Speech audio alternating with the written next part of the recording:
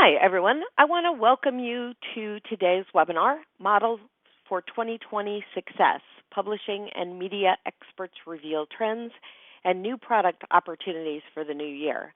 This webinar is being brought to you by SIPA, an association dedicated to advancing the interests of specialized publishers and information providers. Excuse me. Good time to get a frog. And Connectiv, a global business information association that accelerates innovation for leading and emerging content, data, and technology companies. My name is Leslie Davidson. I'm a consultant who specializes in producing, marketing, managing, and recruiting speakers for webinars just like this one, and I'm going to be your moderator for today. So during today's event, everyone will be in listen-only mode. You'll be streaming the sound, but if you have any trouble listening that way, you can call in and listen by phone, and you can use the access instructions that you got in your confirmation email, or if you're logged in now at the bottom of the page you're looking at, you will be able to see the information down there. If you do call in, though, please be sure to mute your speakers on your computer, otherwise you're going to have sound coming from two different places. If you're still having sound problems, or if you have any other technical issues, you can send a message through the tech support window that you should see in front of you. You should see questions, and you should also see tech support, and then someone will be there to help you out. And if you have questions for today's speakers, you can submit them at any time during the webinar using that Q&A box. All questions will be anonymous, and we'll answer as many questions as we can at the end of the presentations. You can also download a copy of the slides from today's presentations. You'll find them at the bottom of your screen under Handouts tab. Some of the slides may be a little bit difficult to see on the presentation. You can also click full screen. There's an icon there below the slides in the lower right-hand corner of your viewer. Some of the slides, again, may still be hard to see, but then you can download them, print them out, or just blow them up on your screen to be able to review them later. And finally, we're recording this webinar, and we're going to make it available on demand in SIPA's webinar library next week. So if you missed any portion of the presentation, you want to watch it again, or you want to play it for other staff members, you'll have the ability to do that, and we will send out a link to the recording as soon as it's available. And now on to today's session. First, I want to let you know that Chris Farrell, who is going to be our final speaker, had a family emergency and will not be able to speak today. So he has arranged to have Jackie, Nemec. Sorry, I almost mispronounced that name again. She's the VP of Marketing Solutions for Endeavor, and she's going to be one of the speakers. In addition, we also have Hannah Glover, who is the Group Managing Editor at Money Media, Angela Korniger, who's the Executive Director for MedLearn Media, and John Yedinak, who's President and Co-Founder of Aging Media Network. Because the speakers have a lot of ground to cover, rather than take any more time going over bios and anything, I'm just going to go ahead and get started with our webinar. So first up is Angela Korniger. Angela, please go ahead. Thank you, Leslie. Like Leslie said, my name is Angela Korniger, and I'm the Executive Director with MedLearn Media. MedLearn Media is a healthcare publisher, or specialty healthcare publisher, that produces content around high-cost, high-complexity services. So service lines such as interventional radiology, cardiac rhythm management, infusion injection services, areas that traditionally have either larger reimbursement rates tied to them, along with some steep regulatory guidelines that are mandated by the Center for Medicare and Medicaid Services. We have three brands underneath MedLearn Media, Inc. We have MedLearn Publishing, which is our legacy publishing brand, which consists of newsletters, publications, webinars, seminars, visual charts, kind of the whole slew of traditional publishing products that has been around since 1994. And then we have Rack Monitor and ICD-10 Monitor.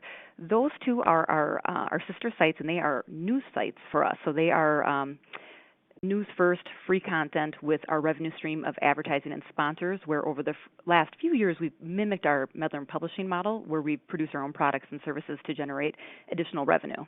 So that's what our organization does.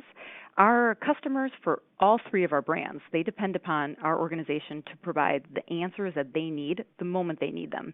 It's a complex industry to navigate, and rules change anytime there's a new government party in place.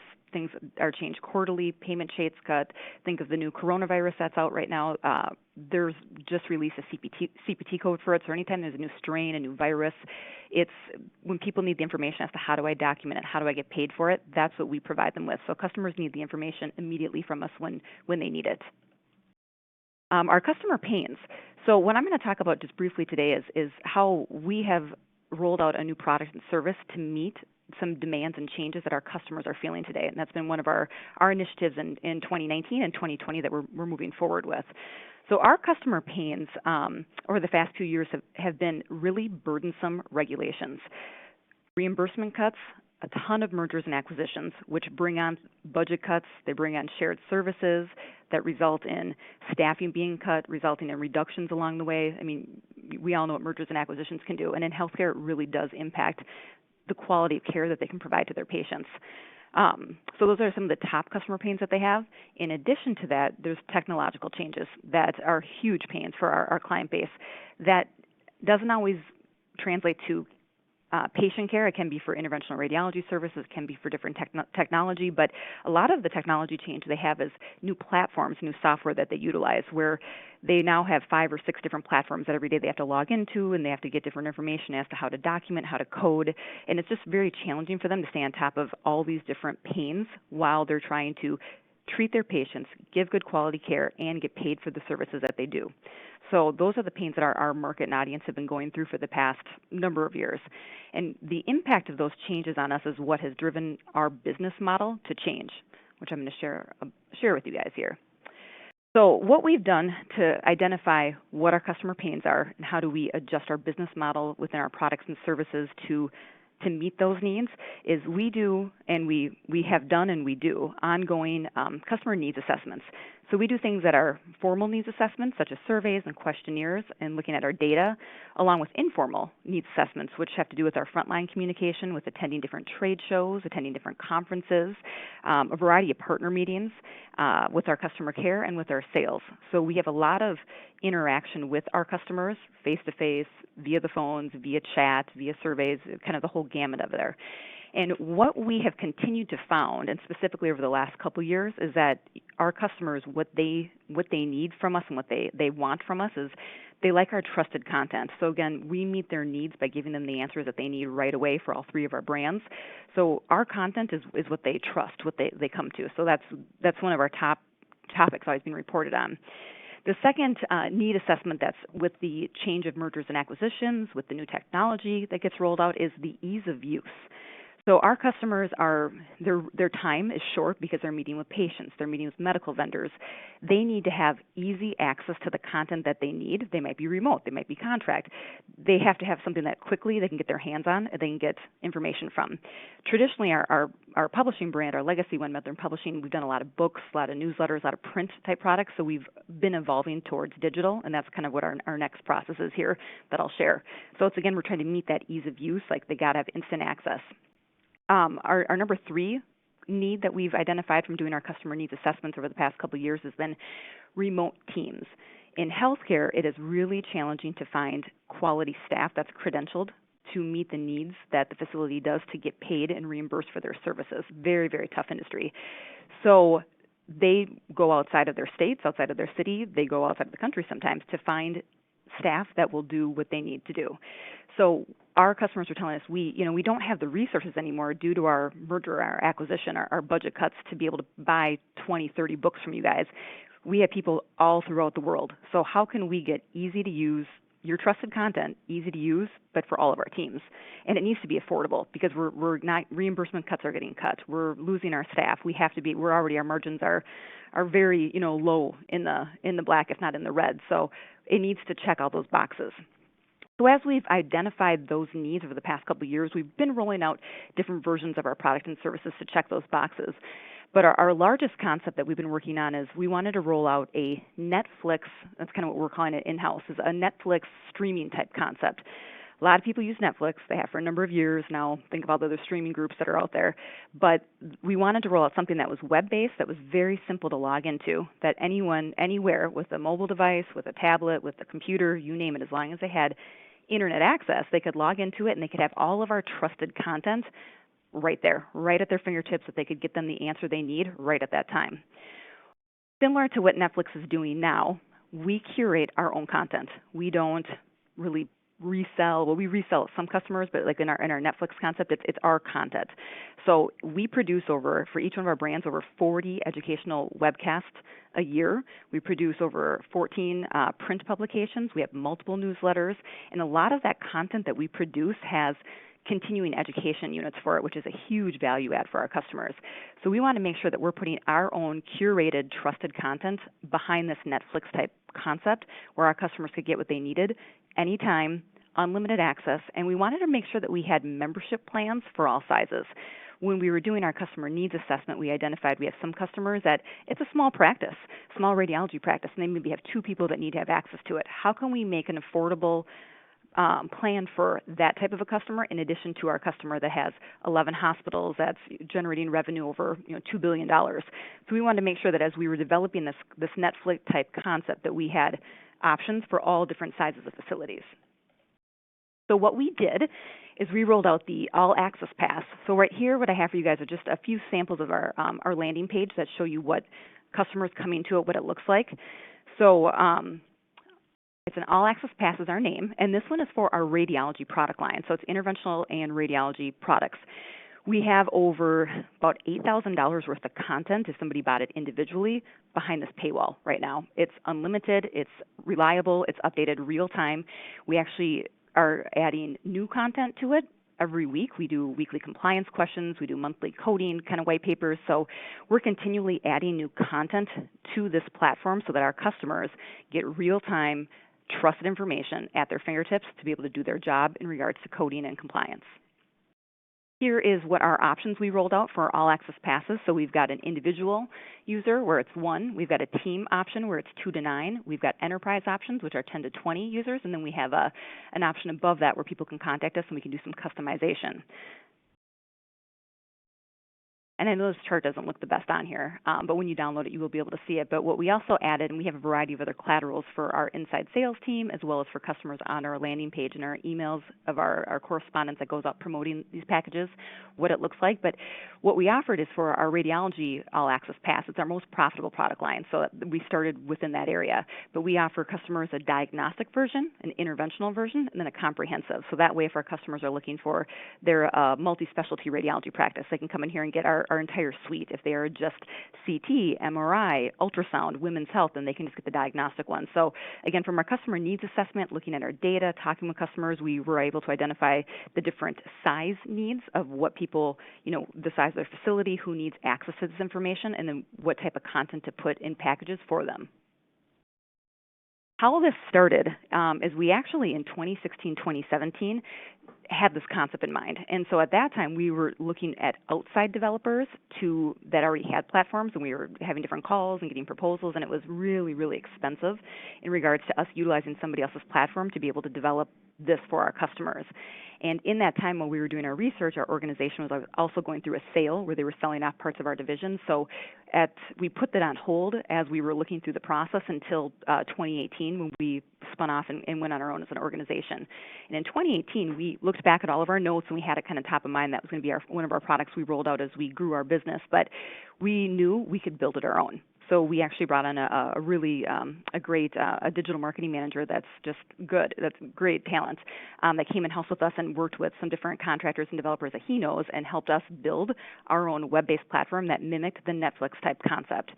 So our first version we rolled out, we did for one of our models that was a little bit more manageable and kind of palatable, that we had a good customer basis for one of our monitors. So in 2018, we built we rolled it out for them. And then in 2019, we repeated the process for the other new site, the monitor one. And that was where we were able to, with advertising and sponsorships over the years, that revenue ebbs and flows. So we were able to increase our revenue and grow by rolling out our own curated Netflix concepts for those brands, which right now we actually have over 2,000 users using it for one of our brands and over 800 for the other one. So quite a few, and both of those brands each have about 20,000 subscribers. So we know we've got a lot of upsell opportunities we have, which is we're just getting started, which is pretty exciting.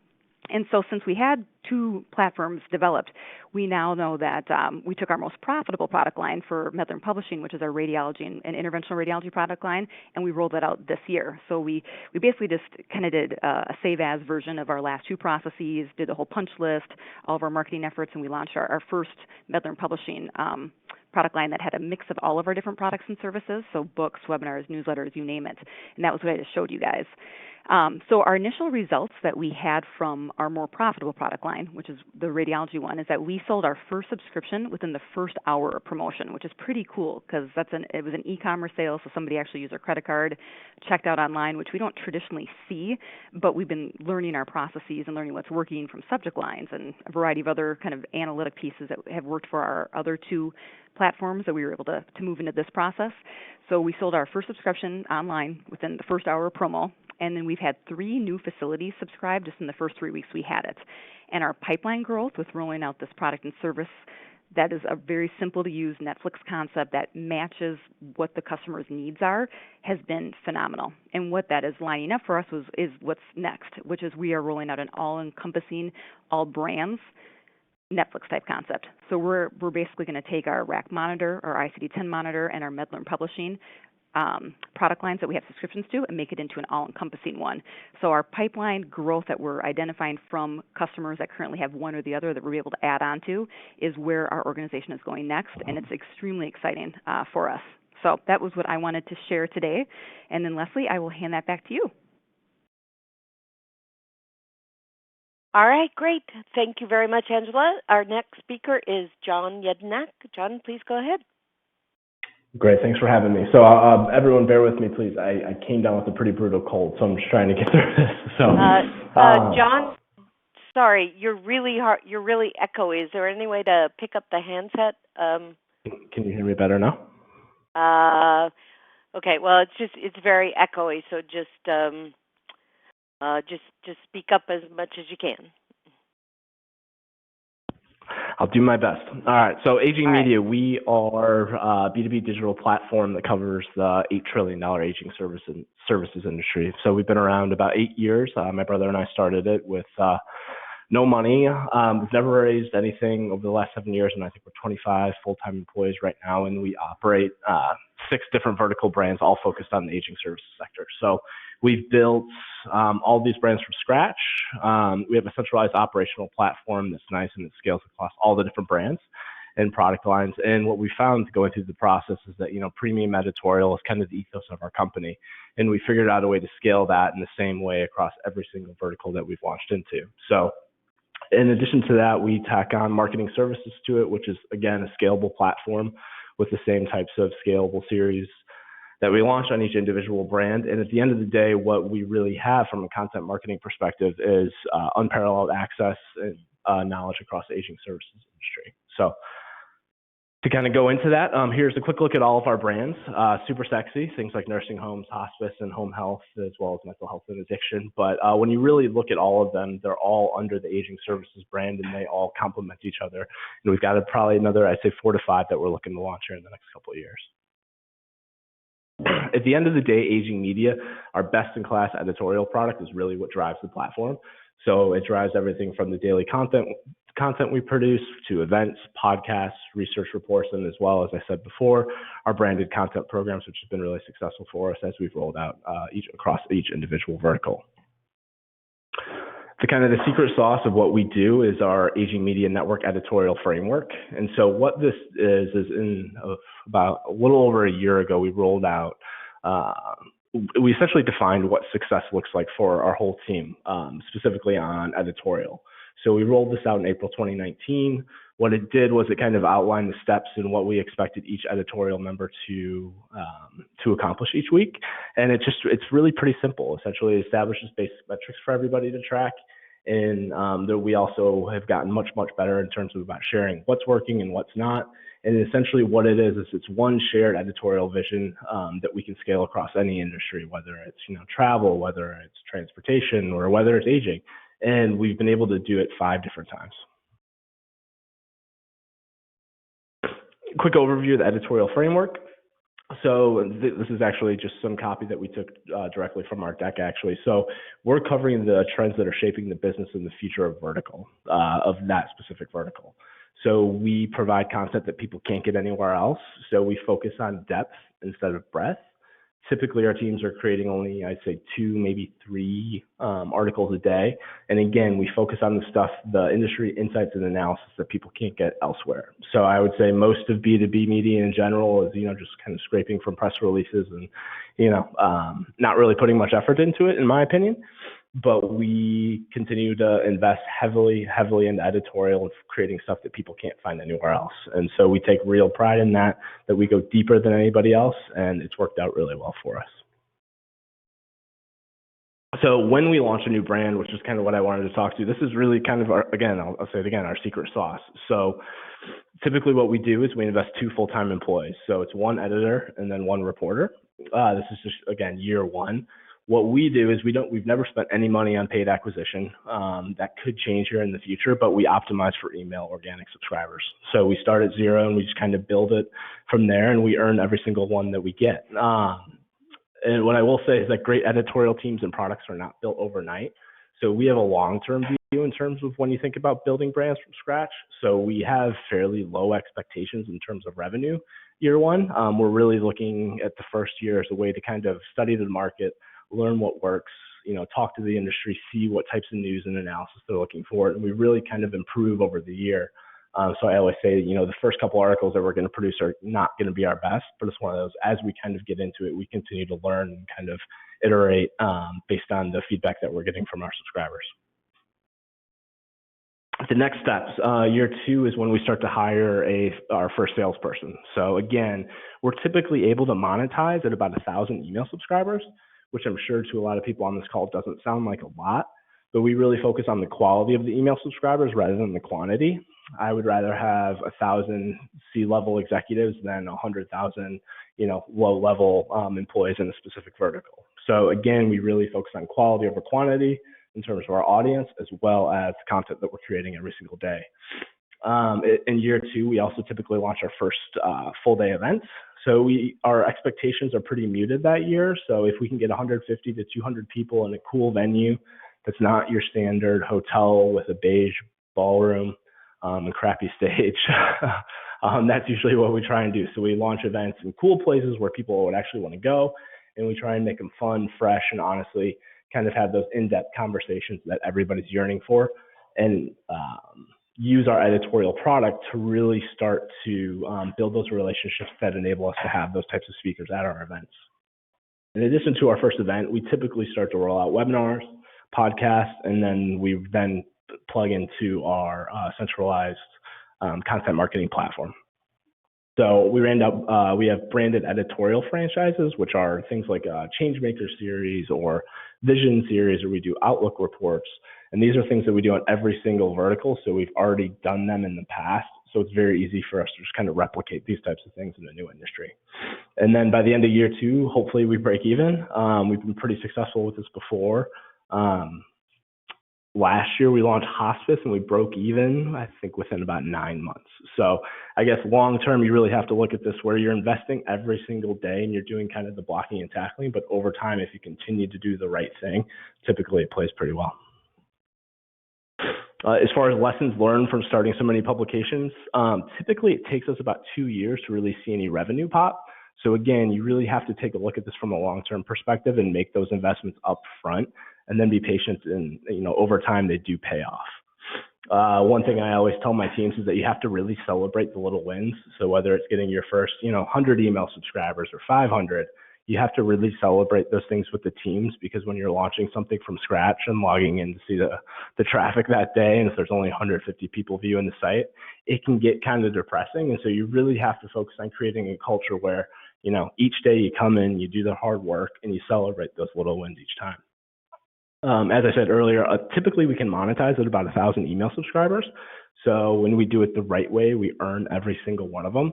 And so I think we have definitely a different outlook than most people in terms of just, getting tons of email subscribers right away. I would always rather focus on the quality over the quantity. And at the end of the day, what we really do is that exclusive editorial is the main driver of almost all of our email subscriptions. So nobody's going to sign up for something that they can get elsewhere. So really focusing on that exclusive editorial that they can only get from us has been key to our success. As far as key takeaways, premium editorial product always wins over time, as long as you're willing to make that investment and kind of over-invest almost in editorial. I'm confident that you'll always win over time. Email subscribers is what we optimize for. That first-party data that we capture, really can't be matched, in my opinion. And one thing that we've started to learn and get better at over the years, that events really bring people together and they enhance our editorial product. So there's ways to do events where people aren't paying to be on panels. You can really do it in a good, pure editorial way. And not only does it help bring people together, it's also a great asset for you to use on your websites to create that type of content, get original photography and things like that. But at the end of the day, what we've really found is that you have to have that centralized ops platform that you can scale across any industry, where no matter what industry you're in, as long as you set it up right, you can then execute on those programs very easily. So I think that's all I got. Hand it over. Okay, great. Thank you, John. Our next speaker is Hannah Glover. Hannah, go ahead. Hi, thanks for the time. Yeah, I'm a group managing editor with Money Media, and we're part of the Financial Times, and then there's a division of the Financial Times known as Financial Times Specialist, which I sort of describe in shorthand as everything not on pink paper. But Money Media is basically the U.S. Division. We have presently 10 titles. Like John, I think, obviously I'm from the editorial side, so maybe I'm biased, but I think we also invest very heavily in editorial, and we kind of have built these brands since about 1999 on the promise of understanding our readers' businesses and addressing exactly what they need. And we sell our licenses, so everything is behind a paywall, except for one product, which is ad-driven.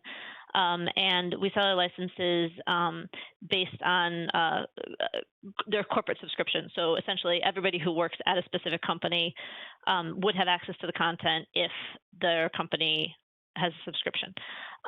So I was going to talk a little bit about, one thing that we're doing this year, or that's sort of coming together this year, I should say, to kind of help drive engagement. So basically, about a year ago, a little more maybe, we started thinking about how we could redesign our website.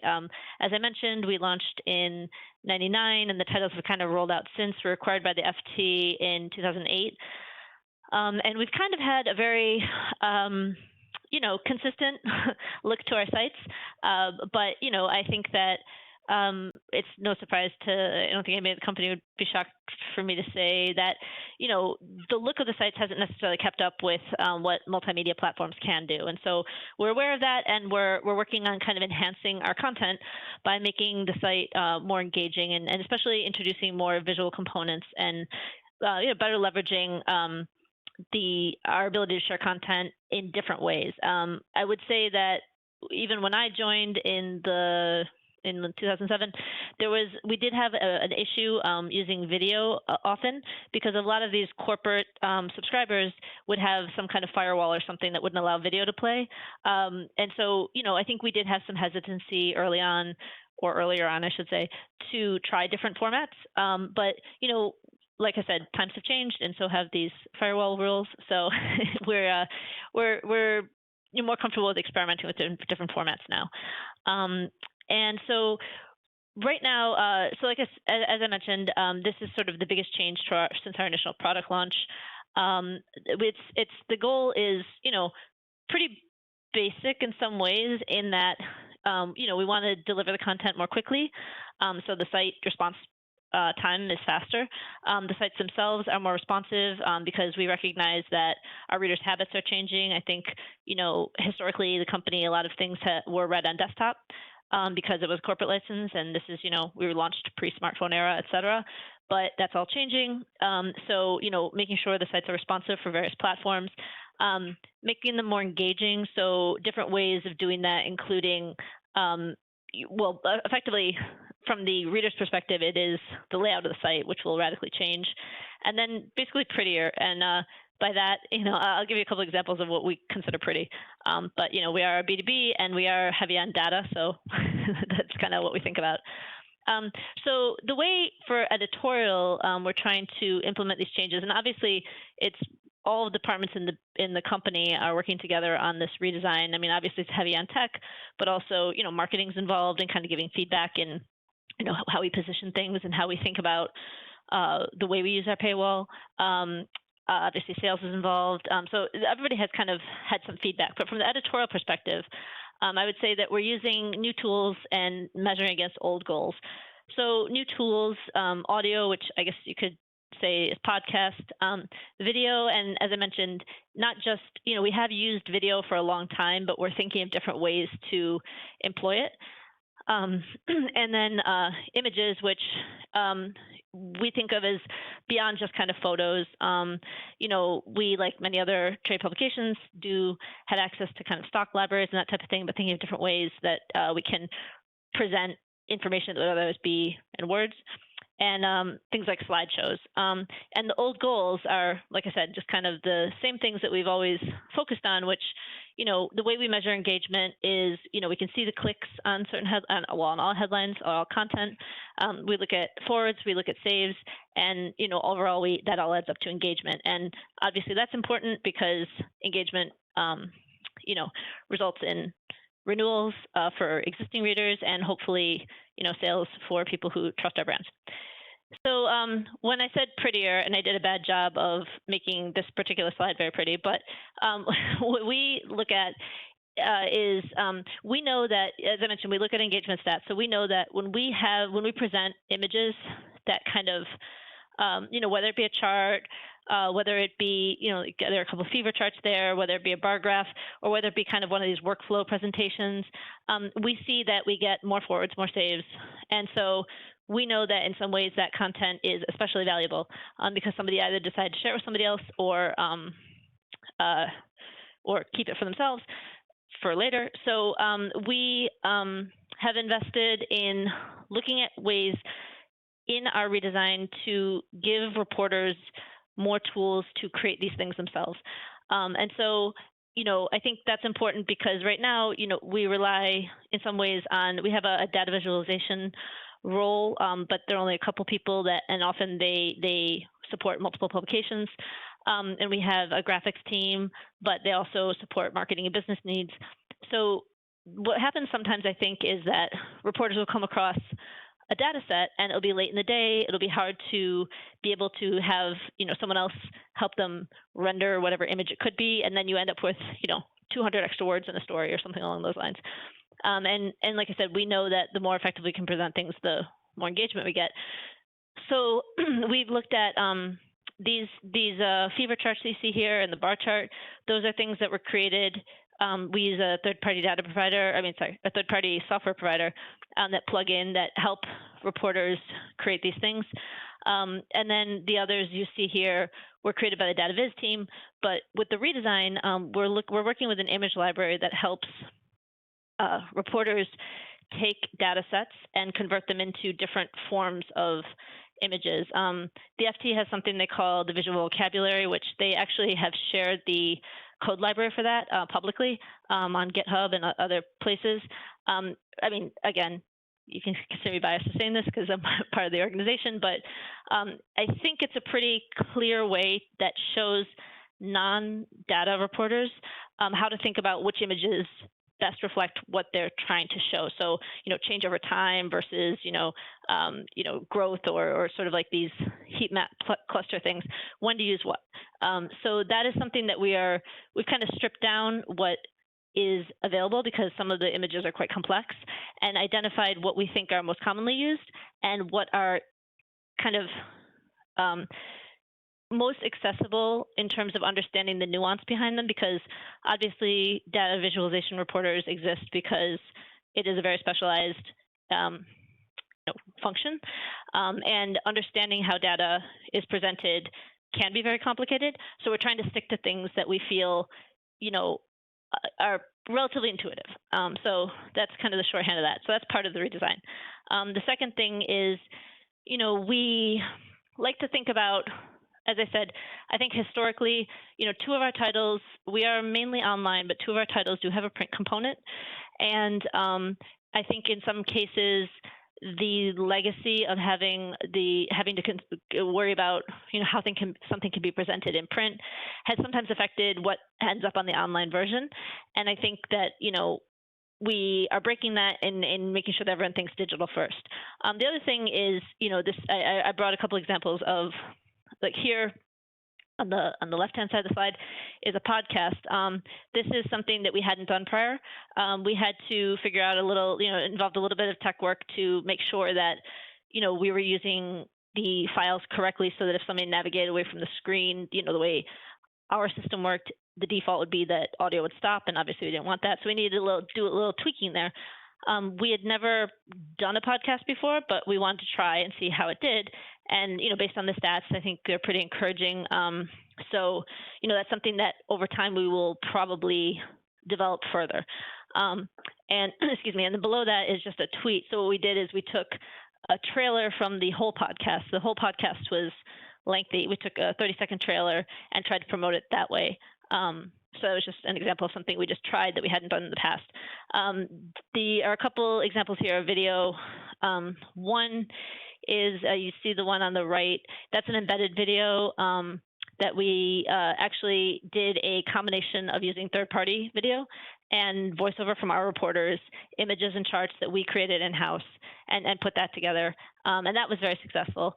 And then the one kind of in the middle at the top is, also, that's part of a regulatory hearing, but that video also includes, a reporter kind of drawing and charting things and a lot of voiceover. So that's something we did kind of, quick and dirty, I guess, that we hadn't tried before that, did do well. And then kind of in the bottom center is an example of a slideshow. So again, one of these instances where we're just trying to figure out a different way, we want to convey all these quotes from various people on a certain topic, and a different way to present it. So I think the lessons that we have learned and that we are learning are, when it comes to the tech component of rethinking the design of our website, we're often thinking about, is this something we should build, or is it something we can buy? In our case, we've done a combination of things. Like, as I mentioned, the charting tool we use is a third-party tool that our tech team has worked to integrate with our content management system, so that reporters can build it on the third-party site and then import it into our content. Whereas with the visual vocabulary I mentioned before, that's something, and the slideshow function, those are things that our developers built in-house with a lot of input from Editorial. And I should also mention the slides. What they did is they created templates that allow for all text, image, a combination of both, flipping the slides around. So just things that are very simple to use for the reporter, and therefore, it kind of encourages the reporter to think about including them in the story or telling their story in a different way. So another thing we've learned is that we invest where we know there's an impact and go lean when we're not sure. So an example of that is, as I mentioned before with the data stuff, we know for sure that when we present, charts and tables or data visualizations, we do see engagement increases in our traffic. So we know that's worth investing in, and that's why there's allocated development time to working on those projects. The example of the podcast, like I said, it was kind of quick and dirty. We used an image. We put a link that you clicked on the image and it triggered the audio link. But we didn't. What we didn't do is we didn't spend a lot of time on thinking about. Well, we thought about, but we didn't spend time developing. Sort of, do we have theme music? Do we have a certain format that we're always going to use? Because first we were just kind of testing, the reception from the audience and how effective it was. I think we saw good reception even with a simple presentation, and so now we know that if we can commit to a schedule, or if we want to develop a series or a feature that is regular, we will kind of build from there. But the first thing was to make sure that readers, and in fact, that particular experiment, I guess, was conducted on a publication agenda which covers corporate boards. That is one of the two that has the print component. So that was another reason that we weren't really sure, how it was going to do, because we know that most of the readers do interact with the digital part of it, but we've had reader surveys and feedback that talk about, people like to actually take the physical copy on a plane with them or whatever, train, wherever they're going. So, we didn't want to, we try to be mindful of, not cutting out content that they might find valuable, but again, thinking digitally first, assuming that people are now or in the future will be reading online more. And then the next thing is kind of just rewarding entrepreneurialism. And I guess it goes kind of back to what John said about celebrating small wins. So, if you see a little bit of increase on something that, a reporter worked pretty hard on and just gave it a shot, then it's definitely worth acknowledging. But also, if it doesn't go well, acknowledge that we tried it and the steps the reporter took or the editor took, and what they learned in doing it, why they wouldn't do it again, and share that with other people too, because it is informative. And we do find that, I think it creates empathy across the organization, but also, we want to encourage people to think about trying things they haven't tried before, and assure them that it's okay to pull the plug if it's not going to work, and just understand that it's not something we're going to invest a lot of time or resource in the future. The other thing I would say that we've definitely learned is that user acceptance testing is very important and often requires multiple rounds. Historically, we've had teams give input on some kind of tech upgrade that were more vocal than others, and then other people would come in and say, well, for my product, this wouldn't work because here's why, kind of post facto, and that's not necessarily helpful. So in the redesign, we've been very, no, it's not necessarily not helpful, it's just not efficient. So in the redesign, we've been very mindful of making sure that we introduce new tools to the editorial staff, because the fact is that if it's not easy for users, they're not going to use it. I would say, years ago, there was time invested in developing a table charting tool within our content management system that is pretty easy to use, but the problem was people didn't like the sort of cosmetic result of it, and therefore they don't like it. So they have, often the graphics team ends up building tables for them, and that's fine, except that, if it's late in the day and the graphics team isn't available or otherwise engaged, then you potentially you lose that option. And then also a graphic is a PNG and therefore isn't searchable text. So that's kind of not ideal for people too. So the point being that we really ask editorial to kick the tires. We do multiple rounds. We encourage them to understand that if they don't speak now, they have little kind of recourse later, and tell them that we are doing this to help them tell stories better. And finally, I'd say this kind of goes back to the data visualization point I made before. Easy is not always intuitive. So even if they do the user acceptance testing, it's important that we train people and then train them again and then train them again once the tool is out. You always have to think about staff turnover, but also, if people are, unfamiliar with a certain function or it works differently, let's say they've always used Excel and there's a different shortcut and they have to learn something different, there is just kind of a natural resistance, especially when you think about people working on deadline or, trying to meet a certain, story. I guess we don't really have quotas, but I guess I would say, they're incented to, produce. And if it's going to stop that behavior, then they are not going to use the tool. So ensuring that everybody is very comfortable with how things work, even after the user acceptance testing, and once it's in a live environment, is critical. And kind of falls on the editors as well to remind people. And that's all I have. Great. Thanks, Hannah. And our last speaker for today, Jackie Nemec. Jackie, please go ahead. Thank you. So as Leslie mentioned, I'm Jackie Nemec, our VP of Marketing Solutions for Endeavor. For those who don't know who Endeavor Business Media are, we're the fastest growing B2B media company and data and events that was founded in 2017. The company has really grown rapidly since the launch, and we now have 600 employees, 80 plus brands, 59 events ranging from industrial, transportation, healthcare, city services, and many more. So for today, I'm going to talk about helping companies maximize their marketing spend through marketing solutions.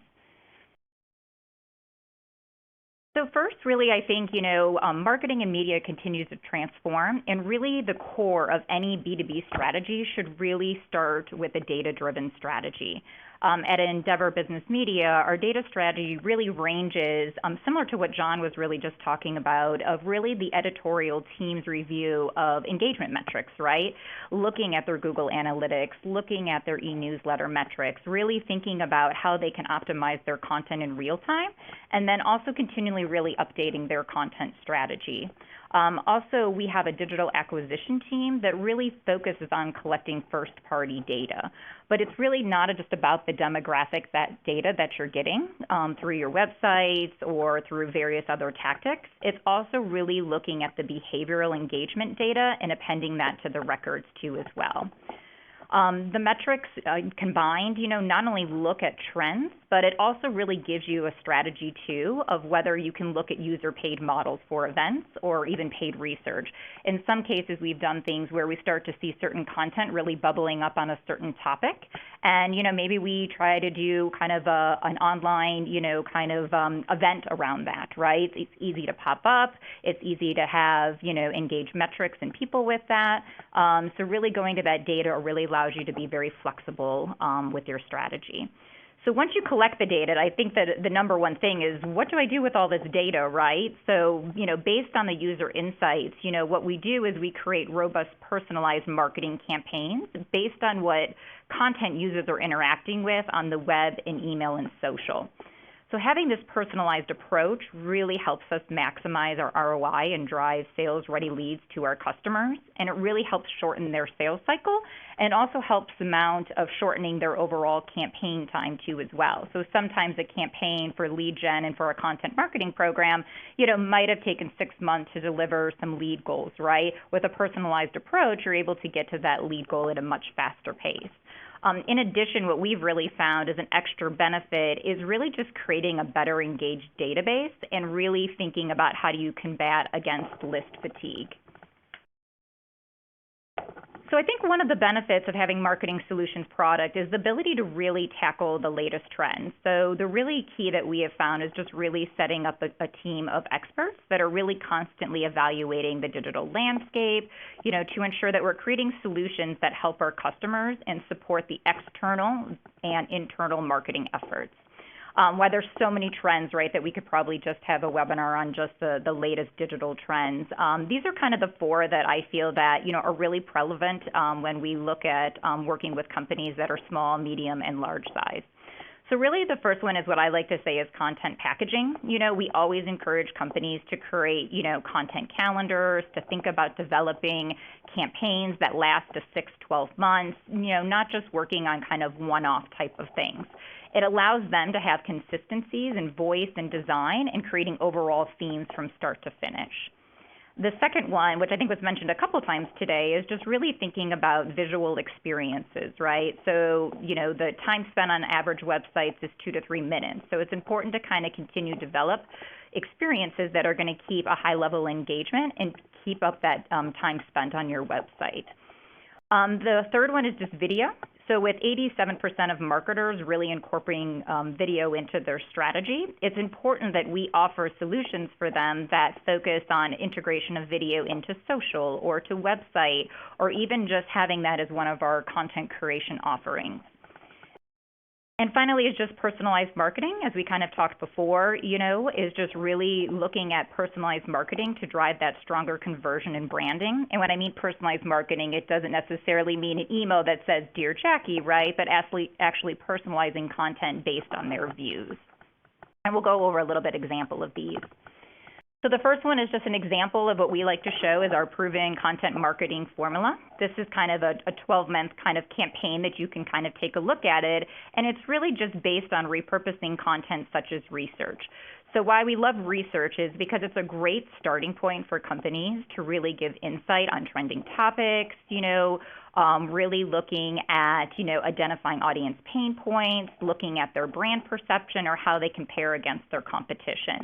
When we either do that research for our customers or if a customer already has research already, right, that can be turned into short and long form contents, right? There's so many things that come out of it that you think of those graphics, that you have from a research table, turning that into an infographic is a natural, progression of that.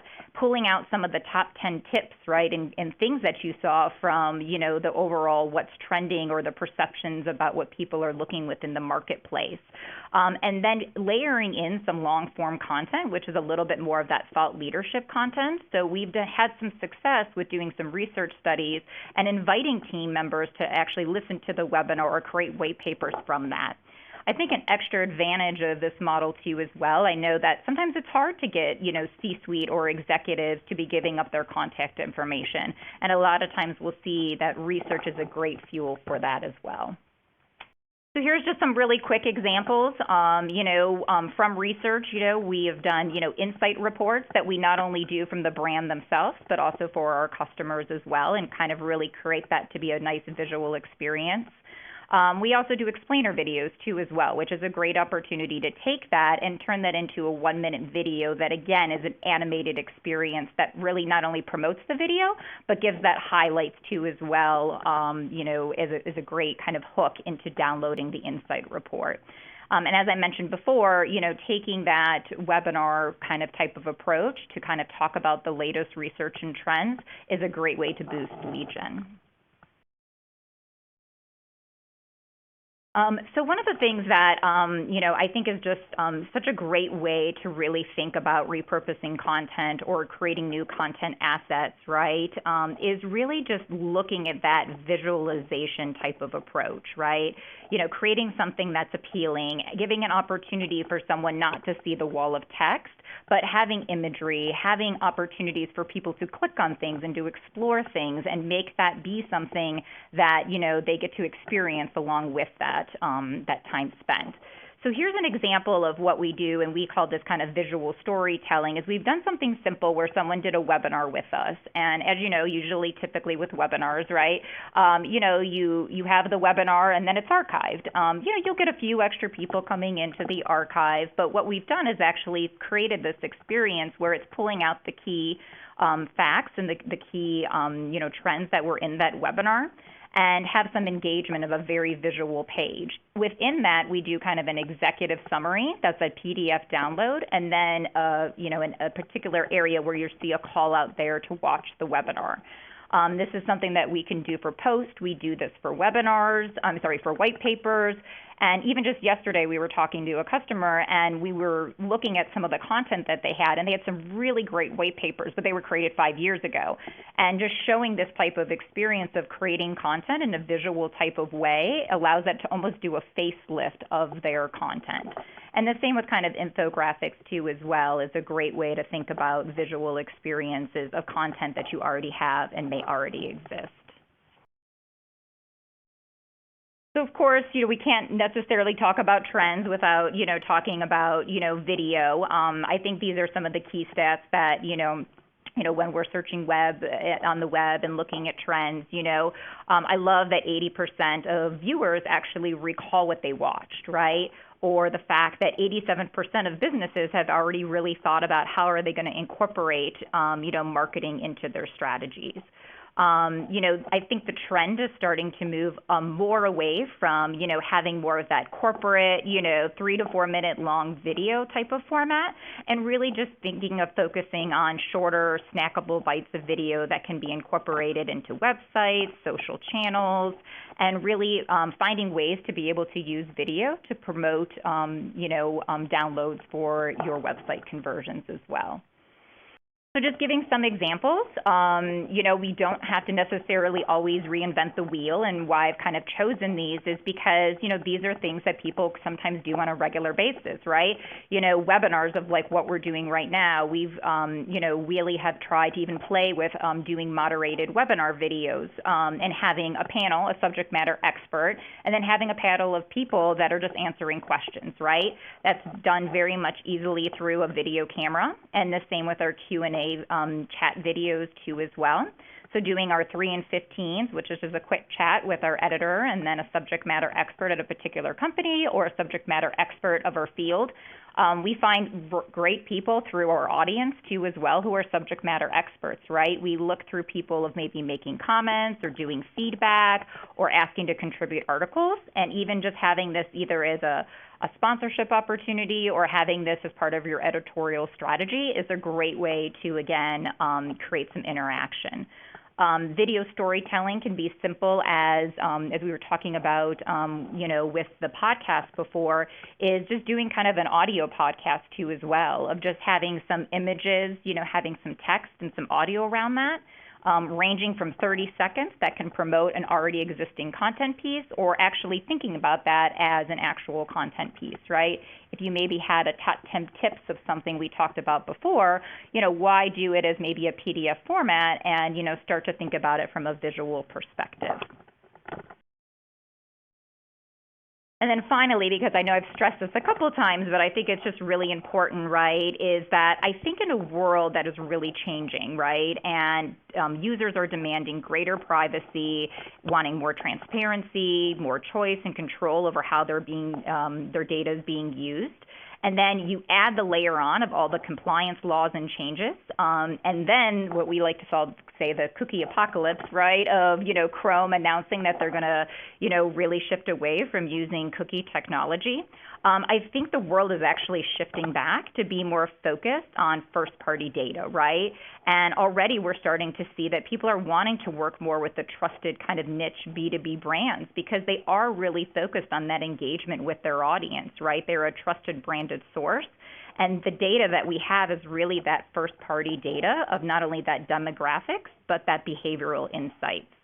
So when you're building that data intelligence, right, and then you're layering on all the great stuff that marketing has, from marketing automation, for customer data platforms, you really can start to think about that personalization.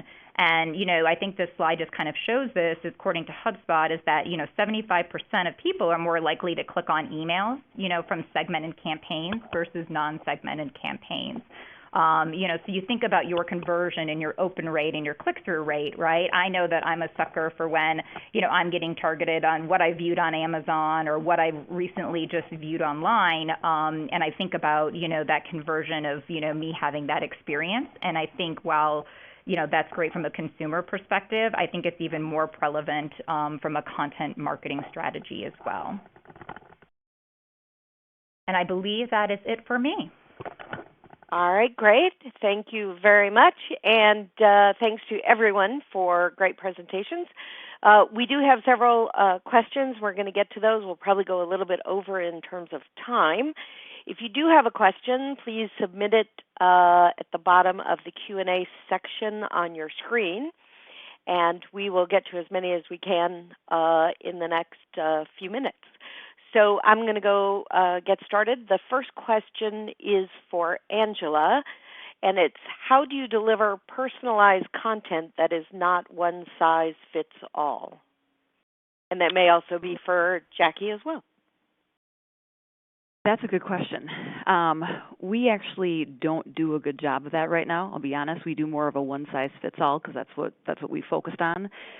That is actually our next path of what we're going to be doing for all of our product lines.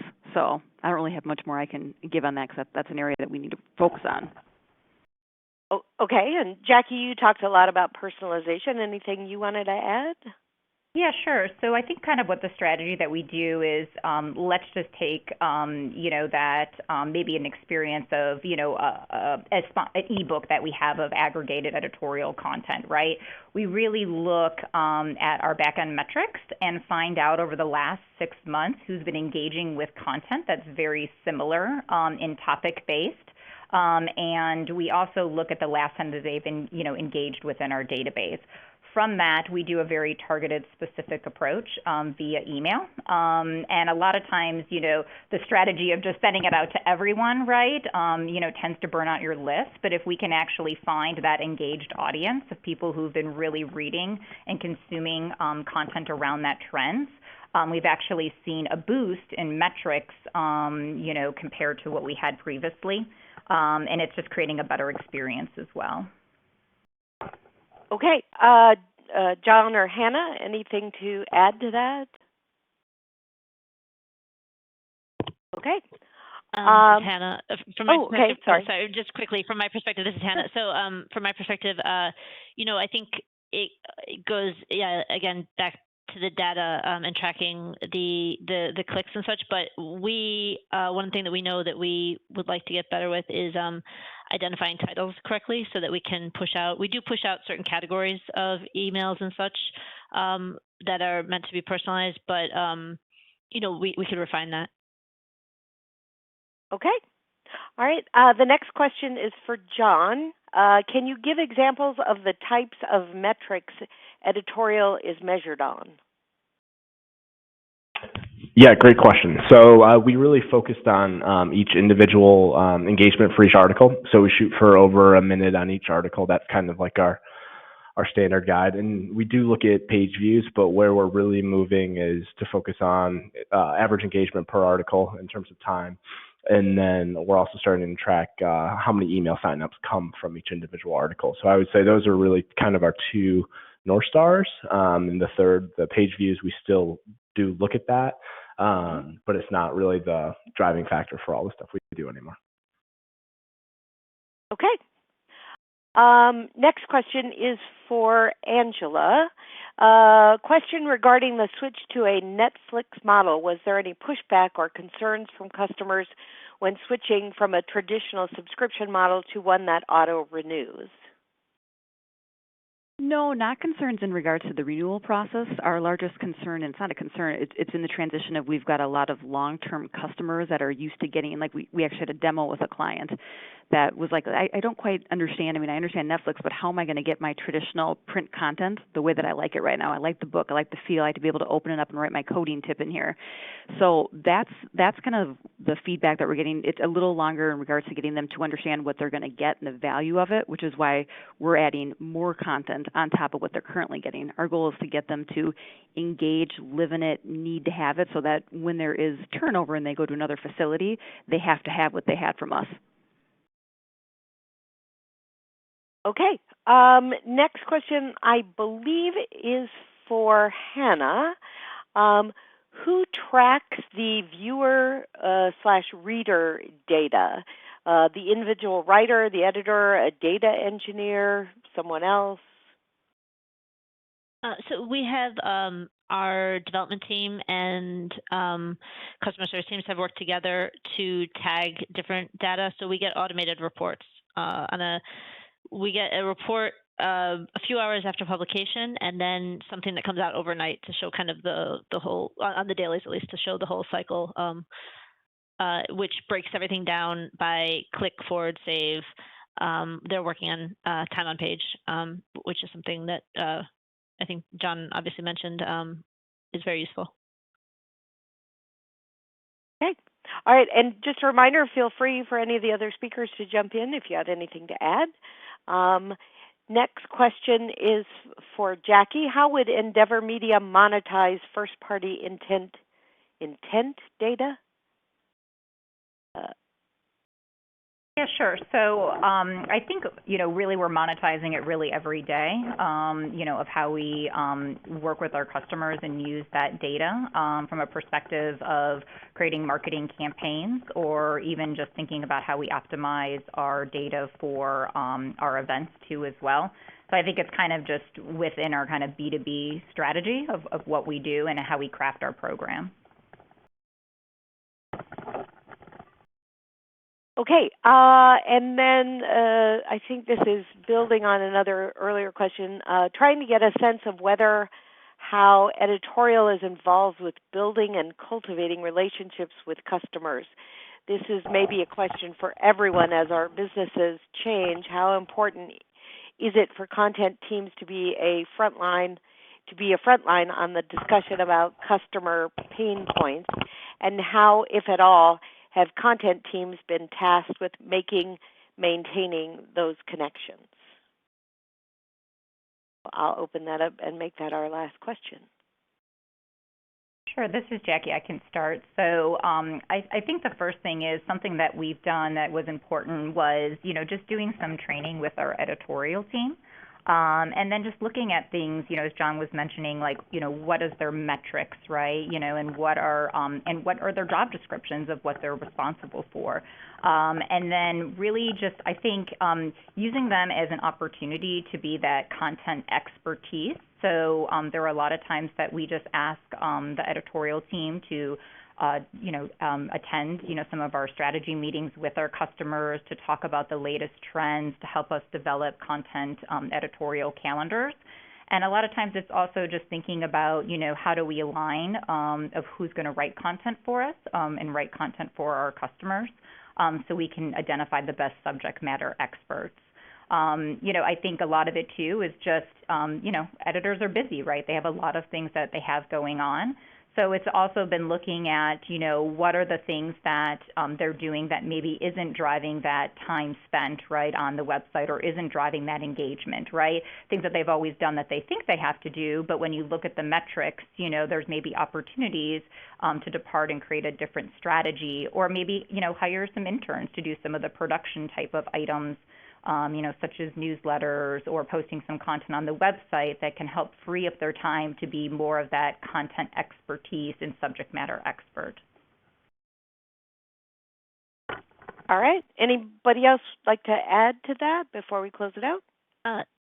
This is Hannah. I think, we talk to editorial. We have a pretty good wall between commercial and editorial in some ways. However, in terms of collecting feedback from readers, it kind of, I think reporters appreciate and journalists appreciate the idea that, it helps the whole brand and it helps them better understand their industry. So it doesn't. We don't have necessarily a directive. I mean, we do use the, as Liz was mentioned about just kind of understanding what works and what could be done differently. I mean, we definitely use our editorial stats that we do receive every day to understand, again, that's how we can kind of tell, is it worth investing time in building a graphic for this, for example, or, that type of thing. But from actual end readers, we do encourage reporters while they're at conferences or talking to, sources to let us know what they're hearing. It can be everything they hear from, you guys cover way too much about topic X, which is instructive to us, to, hey, I like your stuff, but we keep on hitting, a login issue every time, and it's kind of annoying, and that's important because, conveying that to the commercial team who may not be aware of that is important. So we just kind of do it kind of, I guess, organically, and encouraging people to share what they hear, and also reminding people that, the more of a relationship they have with the reader, the better source network they sort of have, and so it helps later. But yeah, I guess that's what I would add. Okay. Excuse me. Anyone else? Yeah, this is Angela. I was just going to pop in there. We are very big believers in cross collaboration with our editorial team and our marketing team, our sales team, our customer care team, and with our customers in regards to partners. So we actually have standing meetings that we do cross-divisionally to make sure that our teams are collaborating and sharing what they're hearing. So our business development reps will come and talk to our editor about their newsletters, and we'll share some of the same thing that Hannah was talking about. Hey, customers are saying that you're talking too much about PAMA. They'd really like to see A, B, and C. We have one of our product managers who's also an editor go to conferences where she can talk with customers. She writes articles for that association's journal, their guides. So we really make sure that our teams, and we even have our editors do product training with our sales team so that we can have that cross-collaboration approach, because there might be something that our product team and editorial folks are working with either themselves or other subject matter experts that we might tap into, that when they bring it to our sales team, our sales folks are hearing it a little bit differently as to how they can explain it to customers. So we're a big advocate of making sure cross-collaboration so that everybody's is getting customer feedback and insight all the time. All right, terrific. Thanks. A great end to a great webinar. So I want to thank everyone for joining us today, and a big thanks to our speakers for these presentations. We really appreciate the time that you put in getting everything together. SIPA and Connectiv want to get your feedback on today's event, so very shortly you'll be getting an invitation to complete a survey about it. We'd appreciate it if you just take 2 minutes to let us know what you thought of this webinar, as well as any suggestions for topics you'd like us to cover or speakers you might want to hear in the future. And speaking of that, we're working on our next webinar and should have a topic and date announced shortly, so watch your email in the coming days. To exit this webinar, simply close your browser window. Thanks again for attending today's webinar, and have a wonderful afternoon.